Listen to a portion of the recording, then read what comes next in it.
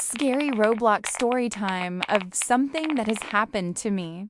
So this happened a long time ago and I recently remembered it. But anywho, in 2020 I was randomly bored, so I wanted to play Roblox. So I did, and when I got on, I had a request from someone by the name of Super Crazy 787. And I was confused because I usually added people, not the other way around, but I accepted it anyway. And then I saw they kept texting me, so I went to check what they sent me. But then when I checked, it was only hashtags, so I thought a child added me. So I was about to leave the chat when they texted me. They said hello with my name, but I can't show it on here for personal reasons. I got scared for a moment, then I just thought maybe they were my friend from school, or maybe they saw it from my old display name or user. But it didn't really matter much because I didn't think they could do something with my name. Then they talked about a guy that allegedly kidnapped them, and they were seeking help.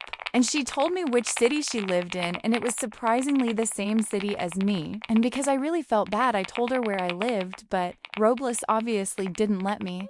But me and her figured something, and we actually started talking on Snap. So she told me her story, and he wasn't a random guy. He was actually a family friend. He wasn't abusing her. He just isolated her.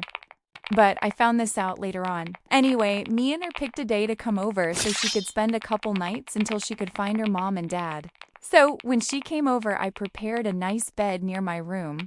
Then I waited for her text. She texted me at 10 p.m. when I was going to sleep. I got kind of mad but couldn't blame her because escaping is hard. Then when my parents greeted her, they suggested we call the cops, but she refused, so we didn't.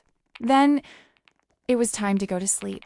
I was really tired, so I immediately went to sleep, but in the middle of the night, I just couldn't sleep. I felt something weird like eyes on me, so I slowly looked up and just saw her staring down at me, and I checked my watch and it was 2:33 a.m. I got really scared and asked her what she was doing up this late, and I couldn't even catch my breath.